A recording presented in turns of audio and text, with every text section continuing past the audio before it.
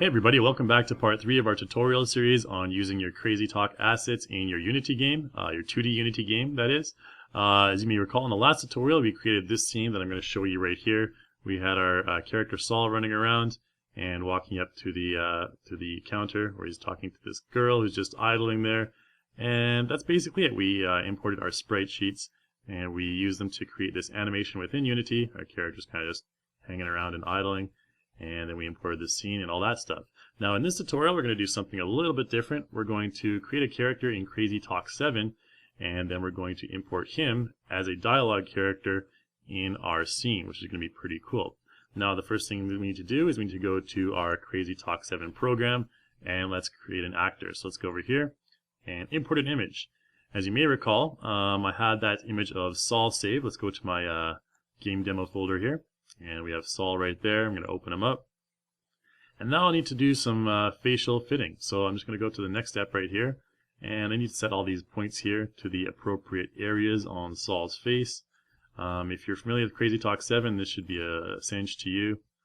And we need to basically set these markers now to outline the character's face and facial features, just so CrazyTalk knows which parts of the face to animate. You can just set some basic ones right here. There is a more advanced settings to be done in just a moment. We'll just set some basic parameters right here, and then we'll go to the advanced markers up here. You can use your mouse wheel to scroll in and out, which is pretty convenient. So you set the outline of the character's head here. He's got a big bulbous head, and let's maybe define his chin the best we can. Bring these markers down here. This whole halo area here is just for like hair or afros if you have like a helmet or something like that. Since Saul is fine on that front, we don't need to worry about that. So let's just define the eyes. Now the eyes are where you want to pay the most attention to. You normally want them to be on the outer edge of your eye lines right there. Just bring these markers, and you normally want your eyes to be fairly rounded. You don't want them to be too sharp, otherwise it may look a little bit strange. So I'm just going to do the other side here. And this is essentially where we're going to add some custom eyes later on. I'm not going to use these eyes with the character. We're going to use some of the embedded custom eyes that come with CrazyTalk 7. So let's go ahead and just maybe finish up with these eyebrows, and that should be good. Now when you're doing the eyes, you can also test the eyes using this button here. Eyes closing and blinking. Alright, so that looks just fine for me. We're going to add some custom eyes in later, so they're going to look a little bit better than that. Let's make sure our nose is all set here. That's a little bit off. And you can actually just click and drag the entire facial feature marker set all at once. And let's go ahead and bring the lips down here a little bit. Set those to be a bit more accurate. There we go. And I think we are good to go. We can maybe just bring these out. Whoops, bring these markers out a little bit. It's not going to really matter in the long run. So there we go. And let's just go to next. And this is the facial profile. If your character is tilting his head left or right, you can adjust that. We're fine with the straightforward face, so we'll go OK. And then our character will appear here in our CrazyTalk window. Now we need to add some custom eyes, like I mentioned. I'm going to go here to the eye settings. And it's going to ask me to select an eye template from the content manager. So I'm going to go OK, and it's the comic eyes here. I'm just going to choose this comic eye set right here. And there you can see our character has a nice, beautiful blinking set of eyes. So let's go back into those eye settings, and we can maybe do a couple of adjustments here. If we wanted to we have the irises selected currently. We're just going to make those a little bit smaller, to scale them down to about 5, and you can see they're quite a bit smaller, more like the original character. And you can test all kinds of things. You can remove or add makeup. I think it doesn't really make much of a difference in this case, but I think the eyes look just fine the way they are. And you can also take off the eyelashes and all this kind of stuff. I think that looks fine the way it is though. So let's go ahead and close that down, and then we're going to add some teeth. So I'm going to go to the teeth settings right here. It's going to ask me to add in some teeth as well, and it'll zoom in on his mouth there. And let's go ahead and select these comic teeth, and that's pretty much it. We can always adjust different values here as well. We have other tutorials that teach you more about how to do that, but I'm just going to go ahead and close this down, and we have our character's teeth right there. So let's go ahead and play back. You can see this is our natural idle character right here. Alright, so what we're going to do now is we're going to give this character something to say. Now there's a couple ways we can do that. If we go up here to import audio, I can record my own voice. I can use an audio file. I can also use text to speech, or I can add a script that I previously created in CrazyTalk 7. I'm going to choose an audio file in this case, and I have this audio file prepared, so all happy. Let's go ahead and open it. And we have a couple of options for the animation. We have talk mode, which is basically lip sync and your character's facial and head movement. Listen mode does not include the lip sync, but it does include the head and face animation. The lip sync only, I think you can guess what that is. It's only the lip sync without the other animation. So let's just choose talk mode for now and take a look at this. Oh yeah, who's getting some? Me. Okay, so that could be our animation right there. If we wanted to make some further adjustments to that, we can really do that as well. I'm just going to show you a quick option if you wanted to follow this. You can press F3, go into the timeline, and here's all the data that you can mess around with, all the different stuff. So let's twirl down our voice track right here. And here you can see all the different keyframes that create the mouth shapes. So this one here is IH. If I wanted to select that and I wanted to change it to something like OO or F, anything like that, you can do that. You can also change the level of expressiveness. If I want to have a very little expressiveness or a very high expressiveness, we can do that as well. I'm just going to leave it at about, I think it was 70 something, and just go ahead and close this down. And you can move all those keyframes around and refine your lip sync as you like later on. What I'm going to do here is just zoom out a little bit on our timeline. You can see this is our character's animation. Let's just go ahead and play it back. Oh yeah, who's getting some? Me. Let's say maybe we wanted to add a bit more of a cocky look to his face. Let's go up here and use our facial puppet tool. Now this is a real-time facial puppet tool used for very, very quick edits and very, quick animations. There's a lot of other detailed animation tools you can use as well, but I'm just going to go ahead and choose this one. And I'm going to choose this smiley profile right here for Chuck, and I'm going to preview this and take a look. You can see maybe this looks a little bit more kind of like he's acting like who's going to get some. You know what I mean. So there we go. We're going to just go ahead and record that, and I'm going to go ahead and record and press space. Oh yeah, who's getting some? Me. Okay, so that looks a little bit better, and you can see that created a puppet clip there in our motion clip track. Let's go ahead and play that back one more time. I'm going to close down our puppet face puppet tool there. Oh yeah, who's getting some? Me. Alright, that looks fine, but you can see at the end here, he kind of jerks around a little bit. That's because our puppet clip is kind of conflicting with the other clips. So once he's done this, I'm going to actually just go ahead and right click on that clip and break it, and I'm going to delete this second part of the clip there. Let's take a look at what that looks like. Some? Me. Okay, so then he pops back into his regular face right Oh there. yeah, who's getting some? Me. Okay, and that's all we need to do for this scenario in CrazyTalk 7. I'm going to go ahead and save this project, save as project. I'm going to go to my game folder here again just to keep things organized. We'll call this Sol, and go ahead and save it. And then you can see the project is now named Sol, and that way all of our files are going to be named Sol as well. And the files I'm talking about, we're going to export using the interactive plugin right here. So I'm going to click this, and you can see we have an option to add an idle motion for after our character has finished his dialogue there. We'll go to Show Content Manager, and I want to select this male idle. I can just go ahead and bring that in, and make sure that you have Export Model, Script, and Motion selected. So keep in mind that this interactive plugin here is an external, separate program, or a separate plugin rather, and you need this to be able to import into Unity. You don't have to worry about the stuff on the right-hand side. That's all for web stuff. We're going to be using Unity, so we're just going to be using these files in this little area right here. Let's go ahead and export that, and let's choose our folder, our game demo folder here. We can just save it in the main folder, game demo. And now what it's going to do is it's going to export an idle file.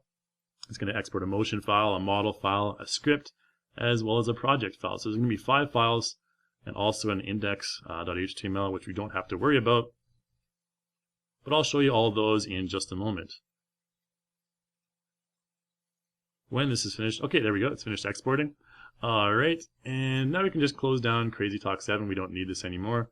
And let's go ahead and create a new folder in our assets, and this one's going to be, I'm going to call this CT7 character. Let's go into here. And now what I want to do is go to my desktop. I guess we have to go to our game demo folder here. There it is. And I have all of these files right here. Let's take a look at what these files are. So here we have this mail, and you can see down here it's a CrazyTalk interactive idle file. And this is indicated by these single movement little lines there along the head. And this one here is the model file, so that's all the mesh and the model information. This one here is the motion file, so that's the motion that we created. This one here is the project file that includes all of the information. And this one here is the script file that includes the lip sync and all that stuff. And then we have this index here, which we don't have to worry about. So let's go ahead and import all of that stuff. I'm going to control click and import all of this stuff into our Unity project. I'm just going to alt tab over to it. And let's go ahead and import it into this folder here. So now we have all of our stuff in that folder, but we don't really have the CrazyTalk 7 interactive plugin installed yet. But luckily I have that on my desktop. We have it right here. So we need to double click that, and it's going to unpack into our project. And what this is doing is this is going to import all of these files right here and all of the code that the interactive plugin, rather the CrazyTalk 7 plugin for Unity, needs to work. So I'm just going to select import. That's going to create a separate folder in my assets that contains all of the data that we need to have the Unity plugin work properly. So once this is finished, we'll go ahead and we're going to create a dialogue character on our scene. Okay, so now we have this CrazyTalk plugin folder, and this contains a lot of other stuff that we don't need to worry about right now. We have separate tutorials that go into more detail on that. Now if I go up here, we should have a CrazyTalk avatar editor appear. Let's go ahead and select that. And I'm going to go ahead and dock it with the inspector. We can just close this tab down right here. And I'm going to make the inspector a little bit bigger since this plugin needs a little bit more space. And I'm just going to go ahead and log in with my account here. This is a free account, or rather a paid account. Let's go to load actor. Now for load actor, we need to actually select a layer first. So I'm going to go ahead and add a layer, and let's call this layer Sol. And we have a lot of things named Sol in this project. Let's go back to CrazyTalk, and then we need to select our Sol layer. And now it's asking for a CrazyTalk avatar project file. And fortunately, we do have one of those files. So I can go here, and which one's my project file? Let's maybe expand it a little bit. You can remember the project file has the folder on it. That's going to maybe just expand my assets here a little bit as well. Just to give you an example, you can see down here we have the UCT model, we have the UCT idle, the script, and the project. So this is our project file here. So again, let's go to select our layer Sol, and it's asking for a project file right here. Let's just go ahead and import it in. We can click and drag it from our assets folder. And that's going to import in all of the mesh data, material data, and the animation data for our character. You can see it's importing in the wave files as well, and the mesh, and all the stuff that makes the magic happen with the Unity plugin. And there we go. So now we have this CT root game object here, and the Sol is right here. You can see the little preview of Sol right there. And let's go ahead to our game view. You can see Sol appears right in the middle of our scene. So what I want to do first, let's minimize this down a little bit and bring our assets down to a little bit more of a manageable size there. And what I want to do here is set my actor position. So what I'm going to try and do is when Sol walks up to this counter, I'm going to have his head kind of appear on the screen and say his line that we just created. So he's going to be kind of talking to this girl, and it's a strange first line, but hey, this is just what happens in this game project. So we're going to take this and bring him a little bit further down. Actually, let's scale him up first. We're going to bring him to a larger size. You can see we can stretch him up quite large. Let's bring him up to something like that. So he's taking up a lot of our view. We can bring him up on the y-axis right there, and let's go ahead and bring him to the side a little bit. So when he walks up to the counter, this guy's going to play his animation, and let's go ahead and see what animation that is. Let's go to the load motion section right here, and you can see we have this Sol motion. I need to expand this a little bit more, and you can see, oh yeah, who's getting some? Me. Okay, so I have my character, he's doing the mouse follow right now. You can see his eyes are kind of following the mouse, and this is something you can turn on or off. I'm just going to keep it on for now, and let's go ahead.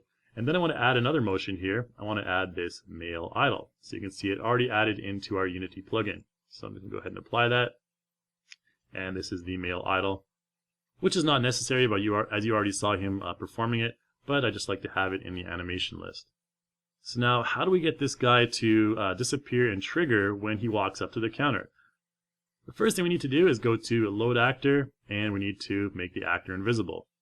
And then we need to go to our counter. So this counter is going to act as the trigger. So I'm going to go to the inspector here, and we need to add a collider to this body. So let's go to counter. I'm going to add a component and physics 2D and select box collider.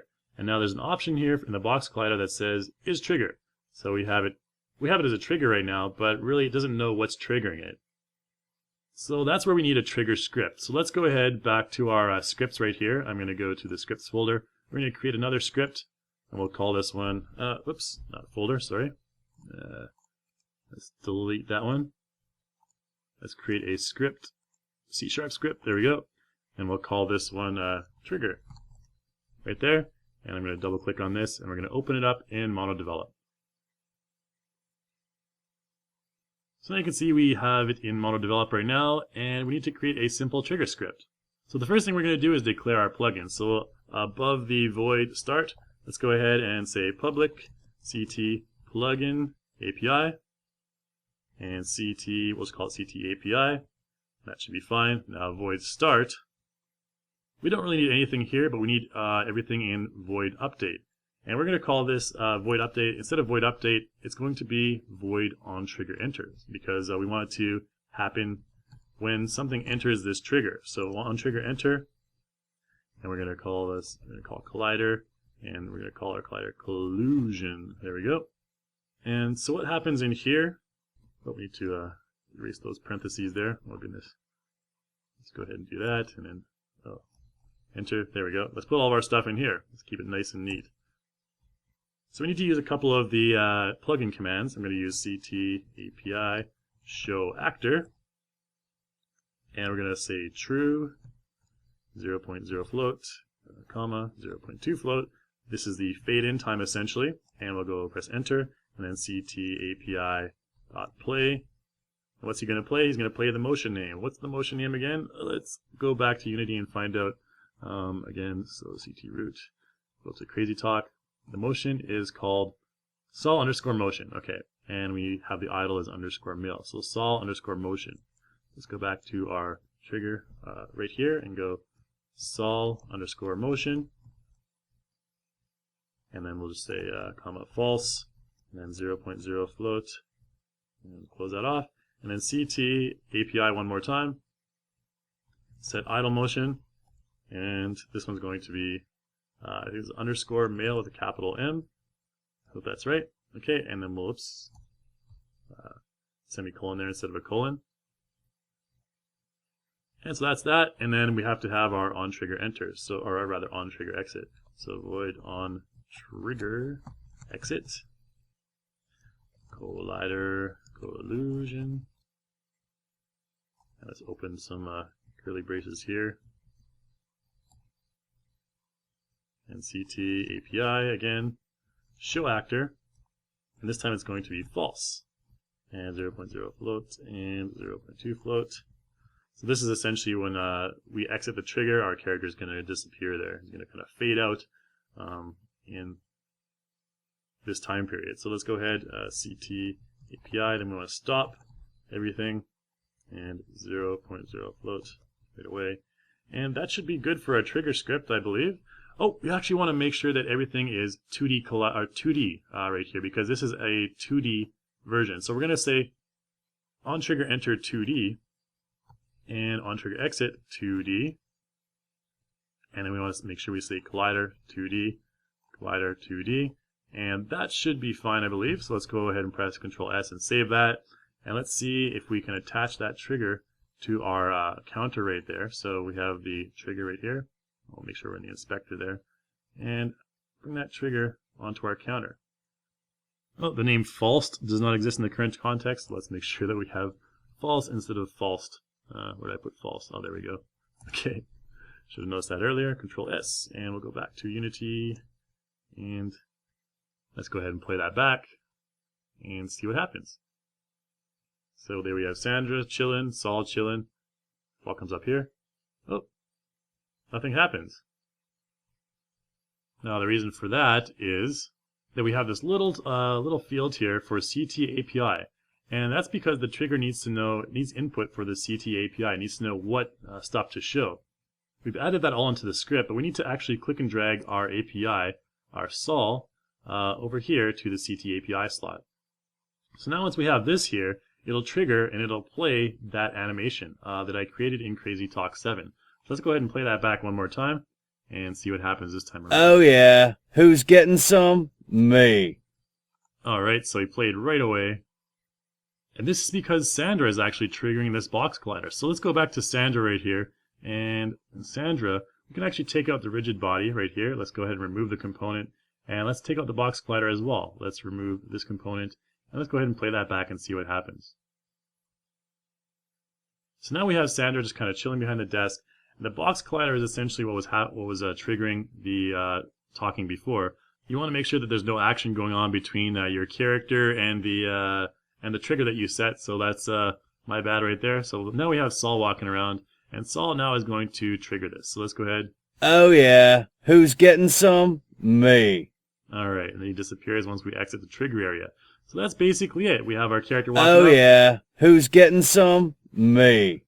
Saying his sentence to the girl, and you can see that once he finishes. Oh yeah, who's getting some? Me. Once he finishes, he just pops into his idle. He looks a lot more serious than before. Maybe we should have chosen a more friendly idle. But that's basically it. That's our game. That's importing your CrazyTalk Animator assets along with your CrazyTalk 7 assets into your Unity game to be used in combination with each other. And you can create a game scenario like this in less than an hour by just creating your animations, exporting your sprite sheets via texture packer, and then importing them into Unity and putting them together with a couple of scripts. And you can have basically a scene like this in no time. So I'm just going to turn this down right now. So that's about it for our tutorial series on importing your CrazyTalk assets into your Unity game scene. If you have any questions, you can feel free to email me at developer@reallusion.com. If you have any questions about how to use CrazyTalk Animator or CrazyTalk 7, we have lots of tutorials on our YouTube channel. And Unity has lots of tutorials on their YouTube channel as well. So I'd encourage you to check both of those out. And that's about it. So again, thanks for watching.